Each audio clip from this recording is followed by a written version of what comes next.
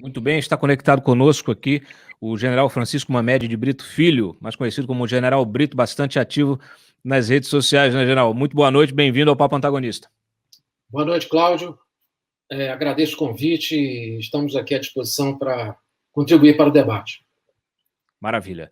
General, o que o senhor viu em relação a a escolha dos novos comandantes, né? A gente vinha vivendo aí esses últimos dias de uma espécie de crise, né, no meio militar, algumas suspeitas, falta de informação, e aí, de repente, saíram esses três nomes. Como é que o senhor avalia essas escolhas? As escolhas, Cláudio, aconteceram dentro da mais perfeita normalidade, né? O que nós podemos avaliar como sendo algo que nos surpreendeu foi a decisão do presidente quanto à mudança do nosso ministro da Defesa. E, Sim. em consequência da mudança, a exigência da troca dos comandantes militares. Mas a escolha aconteceu como acontece sempre que um comandante do Exército é substituído. O alto comando apresenta uma lista com 5 nomes e o presidente ali tem total liberdade para escolher qualquer um daqueles nomes. Foi o que ocorreu. O comandante escolhido foi o general Paulo Sérgio, estava constando da lista, e como todos os outros integrantes do alto comando, uma pessoa altamente capacitada e tenho certeza que fará um excelente comando. Muito bem. A escolha do general Paulo Sérgio Nogueira de Oliveira surpreendeu muita gente, porque ele tinha dado uma entrevista para o Correio Brasiliense no fim de semana, fazendo ali um relato daquilo que vem sendo adotado pelo Exército no combate à pandemia, que é seguindo as normas da OMS, medidas de restrição, de prevenção, de distanciamento, de testagem, quer dizer, tudo direitinho dentro daquilo que a gente tinha como expectativa, mas o oposto do que a gente viu na gestão do Eduardo Pazuello como ministro da Saúde e, obviamente, o que a gente vê sendo defendido publicamente pelo presidente da República. Inclusive, a gente sabe que houve ali um estranhamento nos bastidores em relação a essa entrevista. Surpreendeu? O que o senhor acha desta escolha especificamente para o comando do Exército? O que o senhor acha que motivou essa escolha? O que ela simboliza? Bom, em relação à falta de informação, à desinformação que aconteceu num primeiro momento, a respeito da substituição dos comandantes militares, nesse período aí que sucedeu a demissão do ministro da Defesa, houve uma série de especulações, né? E essa referência à entrevista que foi concedida pelo general Paulo Sérgio no fim de semana, a respeito justamente das medidas adotadas pelo Exército no combate à Covid, colocou o nome dele em evidência, até mesmo sugerindo que seria um nome, muito possivelmente, não seria escolhido, né? Mas eu não tenho absoluta certeza do que aconteceu nos bastidores, se realmente houve essa discussão, se houve essa reação negativa quanto à entrevista do general Paulo Sérgio. Essa questão nunca foi confirmada oficialmente. Então, são comentários que surgiram na mídia e que levaram a muitos a pensarem na exclusão do nome do general Paulo Sérgio, justamente por esse eventual conflito que essa entrevista poderia ter causado. Mas, independente de que se houve estranhamento ou não do presidente em relação ao conteúdo da entrevista do general Paulo Sérgio, a confirmação do nome dele é uma coisa que nos surpreende positivamente, né? Porque é um integrante do alto comando que ficou responsável, né, pela a previsão e a adoção e a supervisão e a coordenação das medidas de combate à Covid dentro do Exército, que foi um caso de sucesso. É difícil falar em sucesso quando nós estamos lidando com doença e mortes, né? Mas, assim, o índice alcançado, né, de baixo índice de mortes ocorreram, né, de óbitos ocorridos no âmbito do Exército Brasileiro, mostra que foram medidas acertadas, né? E 0,13%. Exatamente. A gente realmente se surpreendeu positivamente com esse índice, com a escolha dele agora comandando o Exército. O general Pujol vinha fazendo também um belo trabalho, e muito preocupado, general Brito, com a preservação das Forças Armadas diante de um cenário, né, um novo cenário, um governo que convoca muito a presença militar na sua estrutura, né? A gente tem aí milhares de militares integrando os postos de comando, postos de chefia, né, vamos dizer assim, civil, na esplanada dos ministérios. Havia muita preocupação com essa militarização e tal, e de repente, de fato, quando você tem pessoas ali no círculo do poder, né, no círculo mais central do poder, que está sempre sendo surpreendido por está sempre ali, até vulnerável a muitas pressões da sociedade, pressões do empresariado, da indústria, demandas do Congresso, judiciário.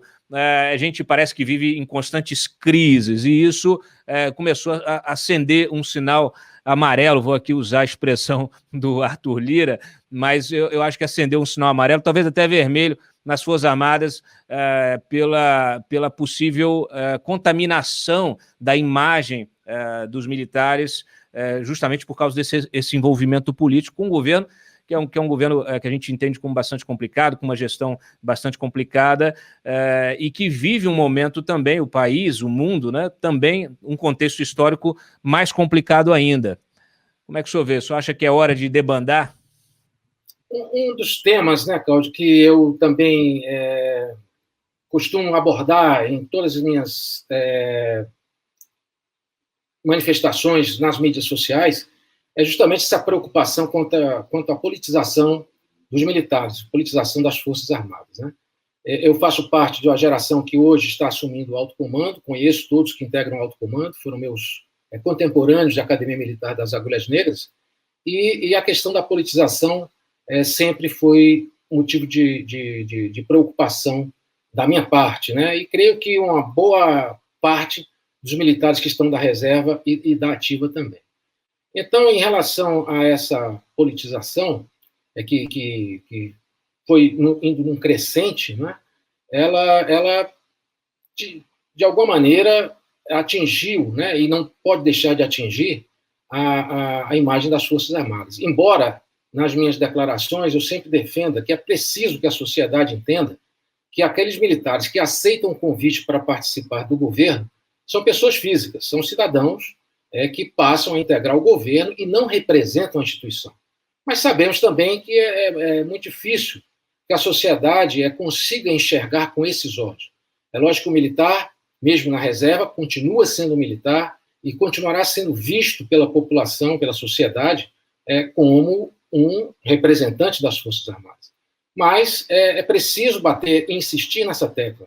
As pessoas que aceitam o convite para integrar o governo, militar ou civil, eles passam ali a responder pelos seus atos no desempenho dos cargos públicos como pessoas físicas, como cidadãos, como indivíduos, né, que aceitaram aquela incumbência naquele cargo. Desfazer essa confusão diante da sociedade que é uma tarefa muito difícil e complexa, né? E é por isso que isso me levou, inclusive, foi um dos motivos que me levaram a ir a público e a me expressar nas mídias sociais para tentar fazer essa distinção. Agora, pois não. Perdão, continue. Agora, aquela participação dos comandantes militares, ela foi exemplar, né? Em nenhum momento, né, os comandantes militares se pronunciaram ou tiveram aí manifestações no campo político, né? E apesar do silêncio, né, o que eu também hoje me manifestei no meu tweet, dizendo que é uma obrigação, é um compromisso de quem assume um cargo público, ao deixar aquele cargo, né, ou mesmo durante o desempenho do cargo, não optar pelo silêncio, porque é uma maneira de prestar contas à sociedade. Então, eu vejo que se os comandantes militares cometeram algum equívoco, foi justamente de optar pela estratégia do silêncio. Mas é uma opção que eu respeito. Por quê? Porque existem várias maneiras de passar uma mensagem para a sociedade. O silêncio é uma delas. E a outra é vir a público e se expressar usando as mídias convencionais para tentar deixar essa sociedade informada. Mas o silêncio também, quando vem acompanhado por atitudes, ele acaba passando uma mensagem muito importante. E vamos dizer que esse momento agora é uma demonstração do comprometimento das Forças Armadas com a sua missão constitucional, com a democracia. Nada mais claro do que a atitude dos comandantes militares, ao ver a demissão do Ministério da Defesa, de entregarem seus cargos e aceitarem ser substituídos. Então, sem que cedesse ali alguma tentação ou alguma investida no sentido de arrastar as Forças Armadas para a política. Muito bem. E aí, inclusive, isso ficou muito claro na mensagem de despedida do nosso ministro da Defesa, o general Fernando, quando diz que cumpriu a sua missão e que preservou a todo custo o envolvimento das instituições militares em assuntos políticos. Eu ia lhe perguntar justamente sobre essa manifestação. O senhor, no dia 29, o senhor tuitou dizendo que, discordando um pouco dessa preservação, não preservou como deveria, né? Participou do famigerado Twitter do general Vilas Boas, foi assessor do Toffoli em circunstância questionável, permitiu militares da ativa em cargos civis, fica-se a imaginar o que ele teria preservado. É preciso vir a público a verdade. São declarações bastante contundentes. Sim, é a minha visão, né? Eu defendo sempre a manifestação pública, né? Eu sou contra um pouco o silêncio, as mensagens lacônicas, né? Por isso que eu me referi à questão do compromisso de todo agente público, né? De toda autoridade que ocupa um cargo público de relevância, de manter a sociedade a qual serve, né? Para isso ele está lá, para servir a sociedade, bem informada. A mensagem do ministro da Defesa foi um pouco lacônica demais, né? Então, ele afirma que preservou. Mas o que nós vimos foi uma evolução de uma postura que iniciou-se lá ao assumir o governo, o presidente Bolsonaro, e ao designá-lo como ministro da Defesa. É lógico que houve ali um certo descuido em relação a essa preservação. Não podemos negar, são fatos, né? É que o ministro da Defesa autorizou a um general da ativa, general Pazuello, a sair da sua força para desempenhar um cargo civil. Isso é fato. Ele poderia ter se oposto a isso, né? Ou pelo menos exigido que ele passasse para a reserva. Então, acredito que neste momento ele não preservou como deveria, né? O fato também de algumas opções pessoais, enquanto ele ainda estava na ativa, no sentido de estar junto ao comandante do Exército, general Vilas Boas, na hora que ele expediu aquele tweet, e que foi visto por vários segmentos da sociedade como uma agressão à independência dos poderes, isso é um fato também que é inegável. Agora, é preciso também admitir que o pensamento das pessoas evoluam, né? Então, aquilo que ele praticou em determinado momento pode ser reavaliado, e ao fazer uma reavaliação do cenário, essa postura vem a ser modificada. E acredito que foi isso que deve ter acontecido com o nosso ministro da Defesa, culminando com algum posicionamento que ele deve ter tomado, e contrário a essa politização, e que resultou na demissão do ministro da Defesa. Um pouco tardio, né, essa consciência, mas, ainda assim, ele se manifestou de uma maneira, na minha opinião, um pouco mais adequada a essa preservação das Forças Armadas quanto à sua politização. Há muita preocupação, e isso está estampado no debate público, justamente sobre essa politização, o uso político das Forças Armadas. Aí, é óbvio, isso já virou motivo de novo pedido de impeachment contra o Bolsonaro. O fato é que, diante de toda essa crise que nós vivemos esta semana com os comandos militares, o presidente não se manifestou. O senhor estava falando de silêncio, ele também deve alguma explicação para a sociedade, não? Eu acredito que sim, né? Nenhum governante faz uma mudança, uma troca no seu ministério, sem uma intenção, né? Ou deve haver um motivo.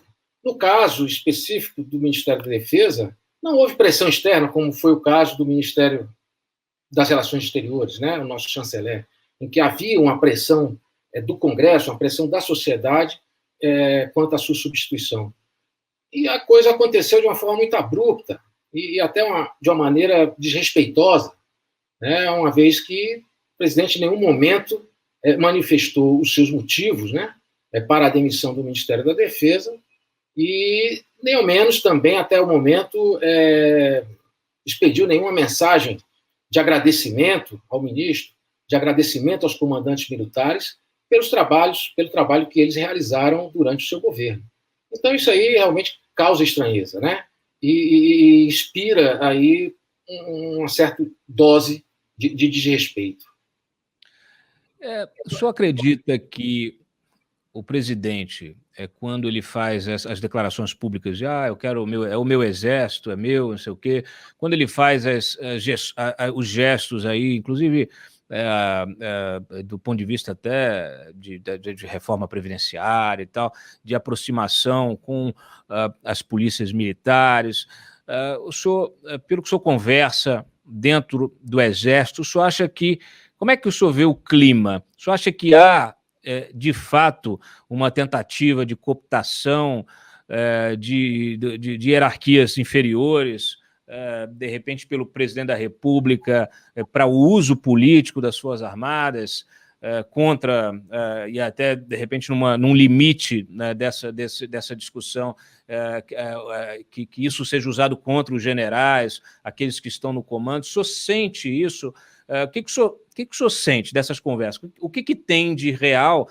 Qual é a influência, né, que o presidente da República tem com esse discurso dele? Qual é o alcance que ele tem dentro das fileiras do Exército, pelo menos, que a gente está falando de um contingente superior a 200 mil efetivos? Eu vou basear aqui a minha opinião não em conversas que eu possa ter estabelecido com colegas do Exército, mas vou basear a minha opinião em fatos, né? Vamos pegar aqui um desses fatos. O presidente estar presente em uma manifestação antidemocrática, né? Diante do quartel-general do Exército. Eu não tenho dúvida que aquilo ali, aquela presença, tinha uma intenção de que os comandantes militares, ou os próprios militares, viessem de uma maneira um pouco mais explícita declarar o apoio ao seu governo. Agora, é uma investida que não teve sucesso e continuará sem sucesso, porque as Forças Armadas têm a consciência da sua missão constitucional e de que são instituições de Estado. Isso vem sendo repetido aí muitas vezes, por muitas fontes, por muitos representantes da sociedade, é que ele, como instituição de Estado, as Forças Armadas, não tem obrigação nenhuma de apoiar políticas de governo. Pode ser que ele, com essas investidas, assim, de maneira até um pouco veladas, ele possa ter tentado obter esse apoio um pouco mais explícito.